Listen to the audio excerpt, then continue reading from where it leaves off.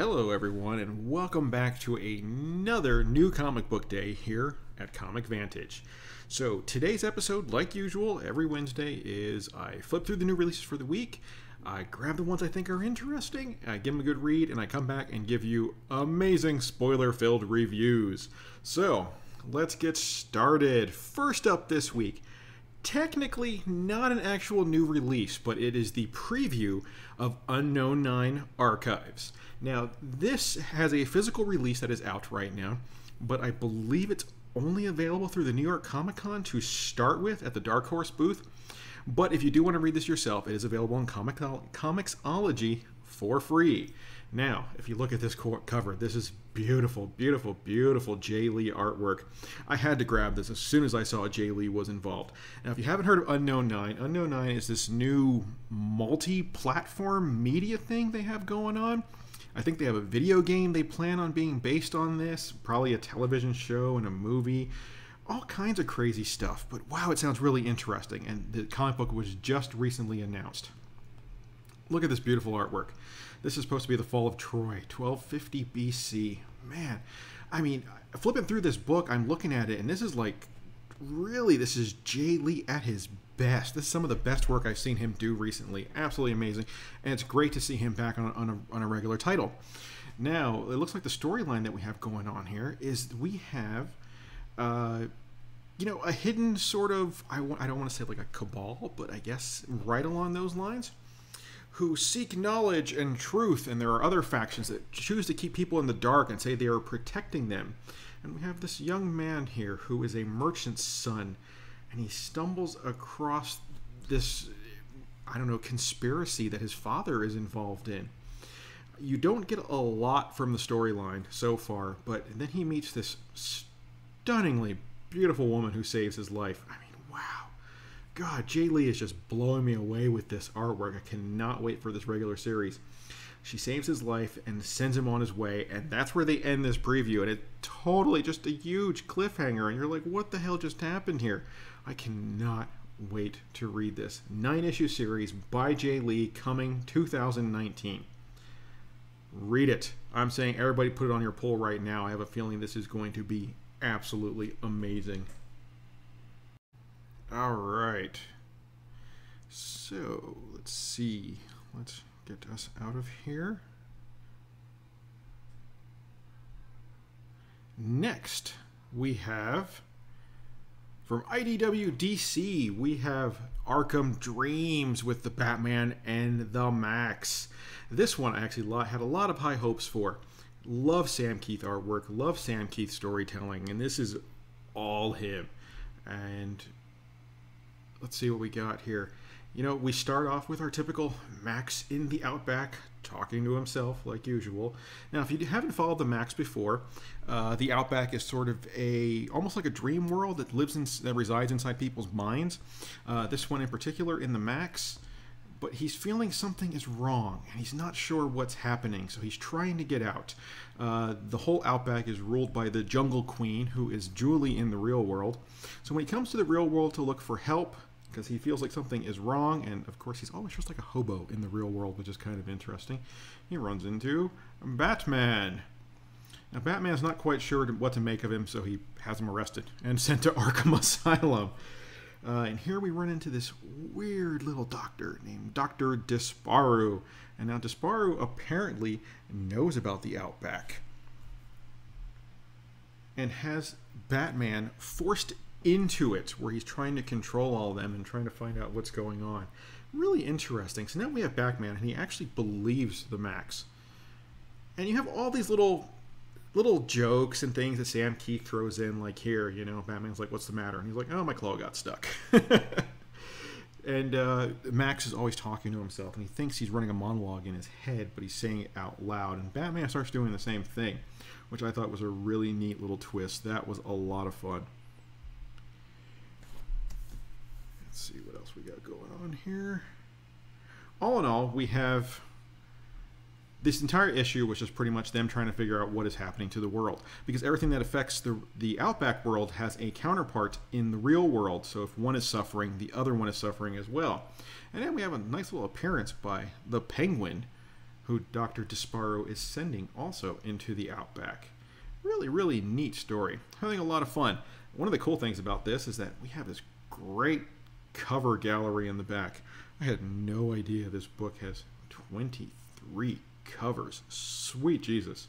Can you get any more? I mean, look at this. And this shows all the store variants and everything, or at least all the ones they know about so far. But it was a good read. It's only a 5-issue mini, I believe, and I'm hoping this is the beginning of a Maxx kickoff, a new series from IDW. We can always hope, especially if you're a Maxx fan. It really is one of the best stories that's ever been written.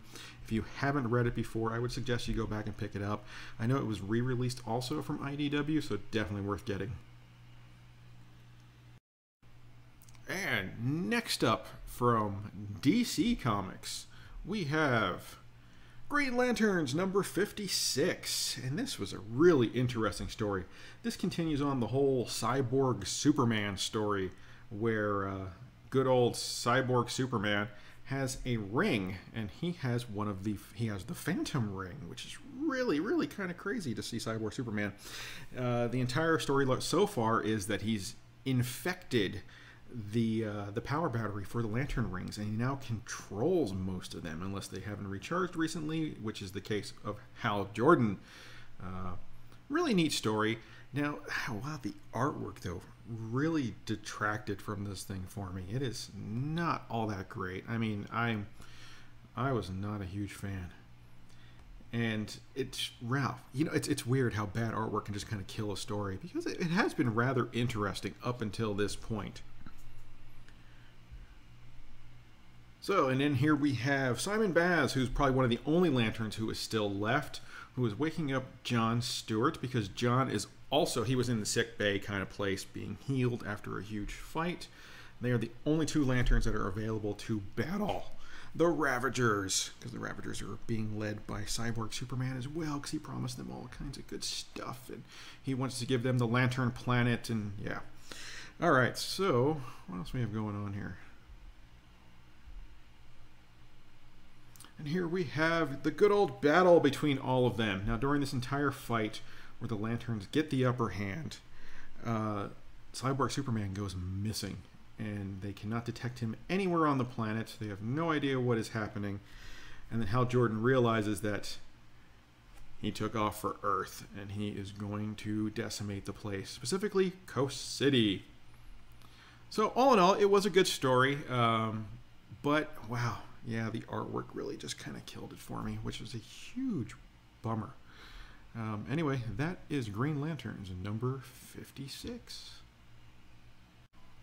And then next up from Marvel Comics, we have Asgardians of the Galaxy number 2. And this is a great cover. I absolutely love this. Dale Keough in artwork has always really done it for me, though. I love him as an artist. Really cool. So anyway, when last we left our heroes, they were chasing down Nebula, who has a horn that when she blows, it calls forth dead gods, creating an army of undead gods at her disposal. And this horn was created by Kid Loki, which we know from the end of the last episode is in the Destroyer suit. And I guess he's actually controlling the Destroyer and helping them fight. He's trying to reclaim this horn. And he goes through and he tells this whole story of how he had it created. He's telling it to Angela. And he sent it through time, you know, never to be found until he needed it, which is kind of weird. But, you know, it was still kind of fun. All in all, this was a good story. I'm really enjoying this. But I think mainly because I love Angela as a character. Her in the lead of anything, I think, is going to be really, really cool. So here they are chasing down Nebula, and they end up fighting this entire... well, she unleashed this dead gods upon this planet and just sort of, yeah, had the entire planet decimated. And these gods are really powerful because, man, they are kicking these Asgardians' butts. Most of them ended up getting thromped until we get to this right here. Nebula wants to take on the Shi'ar.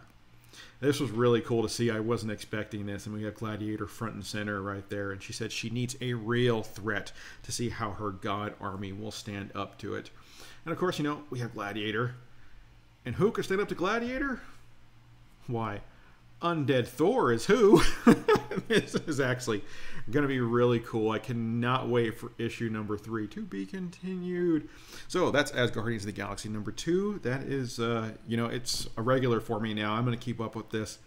It's been a lot of fun so far, so I hope it keeps the momentum going. Alrighty, let's see. What else do we got here? Let's get back to this gorgeous cover.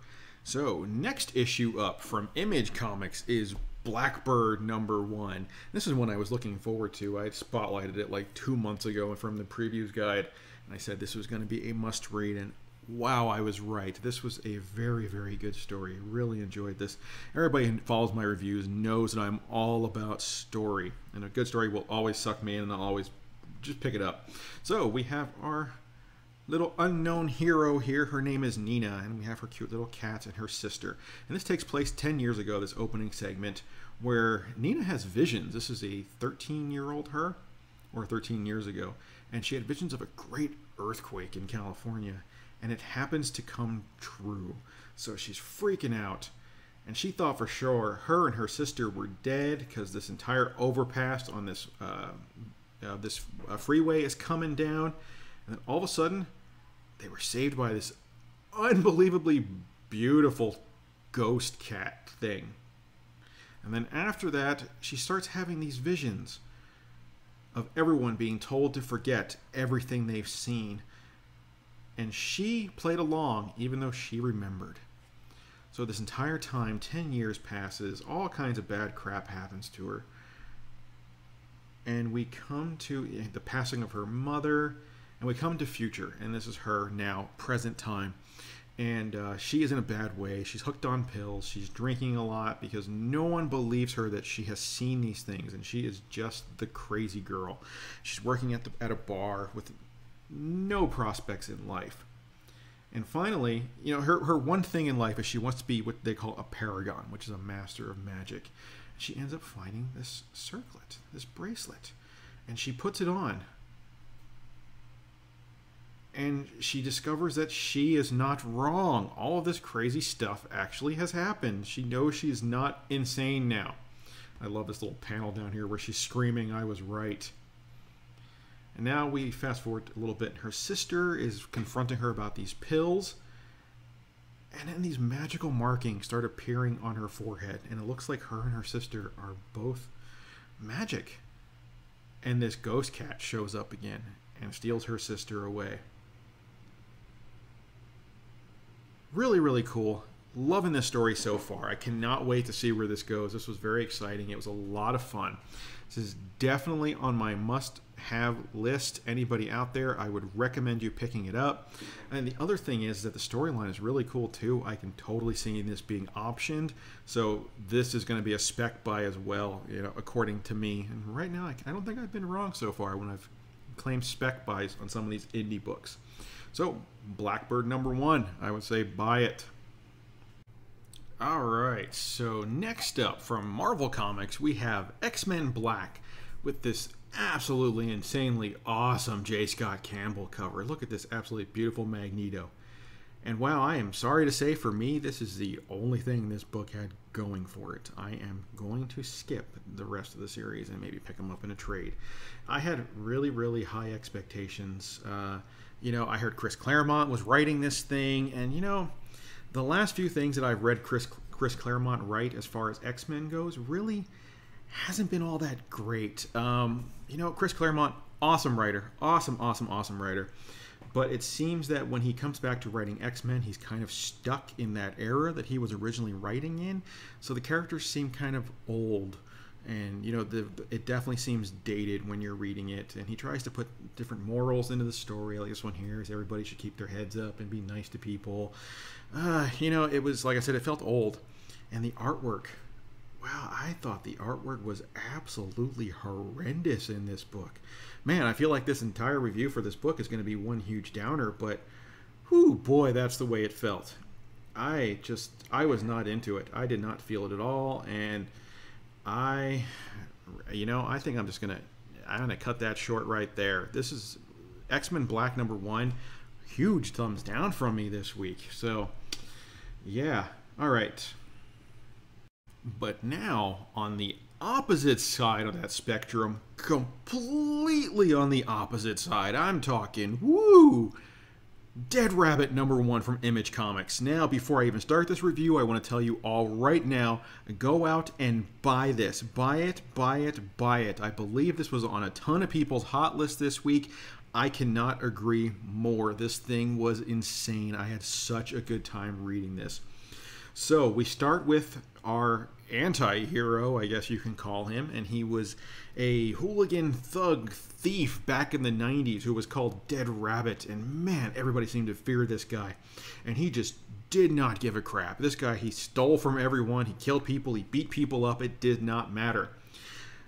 Fast forward to present time, and we have this woman down here yelling, Martin, Martin, they're talking about you on the news.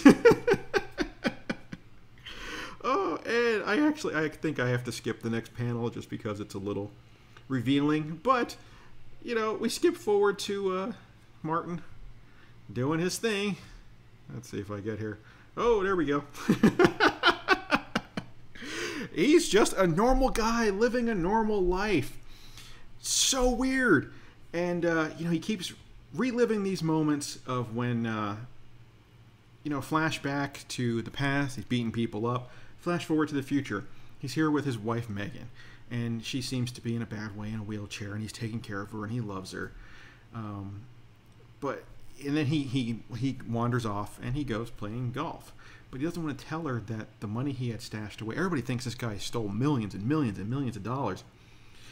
But you come to realize that he said all the money he's ever had, he saved up, was gone within a year or a year ago. And now he's working at the local Walmart as a greeter.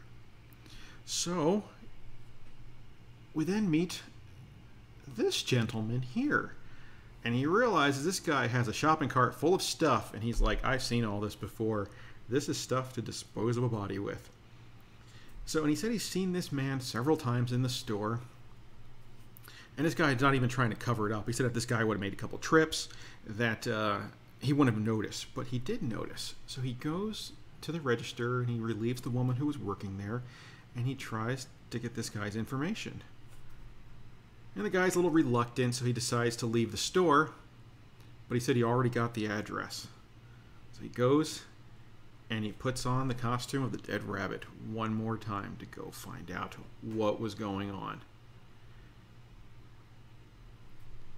Come to realize, this guy has people holed up in squalor, trapped in a room. And I don't know if these were, you know, human traffickers or what. And now he's like, change of plans. Now everyone dies. He's actually kind of a good guy. Really, really, really, really cool story. But now word got out that the Dead Rabbit is around. And the man he stole the money from back in the day says to find him. And he wants him dead. This looks like it's going to be a crazy story. This is another one that I'd say run out, buy it as fast as you can. I have a feeling we're looking at an option for this thing as well. It is tons of action. I mean, just from the pacing that I'm getting from the book, we're looking at like John Wick style action here. Run out and grab this. Absolutely amazing. There are no two ways about it. You need this book in your life. And that's Dead Rabbit #1 from Image Comics. And now, next up, from Aftershock Comics, Lollipop Kids #1. This has been a really odd week. We've had a couple meh books. We've had one that, like I said, not any good at all. But then, wow, we had some really good reads. Dead Rabbit, like I just mentioned, was one of them. Lollipop Kids is another one. This is another one that I featured about 2 months ago in my previews guide. And you guys really should listen to me and buy these books when I tell you to. This was another really, really good story. So we start off with this kid named Nick, and he's being hunted by the big bad wolf. And wow, what is happening here? Next panel shoots to him earlier that morning. He is waking up from slumber. He's looking for his sister. She didn't come home throughout the night. So for the next, I don't know, 10 pages or so, all we have is Nick going about his normal day, talking about Central Park and Harlem and his family and his sister. He has dyslexia, which is really an interesting kind of twist. But the entire time I was reading this, even though it's just a whole lot of dialogue, it is not boring. It is actually really, really interesting. It sets the pace, really sucks you into the story. You get to know this kid. So eventually he ends up in Central Park looking for his sister. And he starts finding little clues like this 8202, and he realizes it's longitude and latitude. It takes him to a different spot in the park. And then next up, he ends up at the Alice in Wonderland statue, and there's a coffee cup, and it says "Drink Me" on it. And he ends up at John Lennon's Strawberry Field with the Imagine sign, and he drinks it, and before he knows it, the wolf shows up. Next panel, we get to this awesome group of little kick-ass kids who are just, these guys are awesome. I have no idea who they are yet. All I know is they call themselves the Lollipop Kid. Our little leader here in the middle explains that they are descendants from what are called the Sentinels. Now, the Sentinels were immigrants that came to the New World and brought all of their monsters with them and kept them locked up in Central Park. And all the descendants, it's passed down from generation to generation to protect the city and to keep these monsters locked up. Now they all just got released. And she tells him that you followed the clues and you solved the puzzles. And that means you are one of us. You're descended from a Sentinel, whether you know it or not. You're a legacy. Great story. This is so neat. Great idea. I absolutely love it. It kind of has a Neil Gaiman Neverwhere sort of feel to it. If you haven't read that, I recommend that as well. It's an awesome book. But really excited to see where this goes. This is Lollipop Kids #1. I don't even know how many issues this is going to be. I don't think it's an ongoing series, but knowing Aftershock, it's probably about 4 or 5 issues. And I would definitely recommend grabbing this. And now, next up, also from Aftershock Comics, we have A Walk Through Hell #5. Man, look at this cover. Look at all these weird severed arms just floating here. They've had some crazy covers for A Walk Through Hell, and the book has matched the trippiness of all the covers. Crazy story. So we have some FBI agents who are locked up in this warehouse, and they have no idea how to get out, where they're at. Some couple of them actually think they are in hell, which is completely possible with everything that is going on in this story. Here we have one agent named Goss who's wandering around this warehouse all by himself. He feels like there are monsters everywhere, and the monsters that reach out and touch you at night that he talks about. Crazy, absolutely cool story. Then we bounce forward here to another agent named Shaw telling her story of how she confronted a child killer named Carnahan and made him confess. He wrote down all his crimes. He tried to explain why he did it. And she's like, you know what? I just don't care. And she kills the guy. She's telling her partner, who is... what's her partner's name? Oh, McGregor.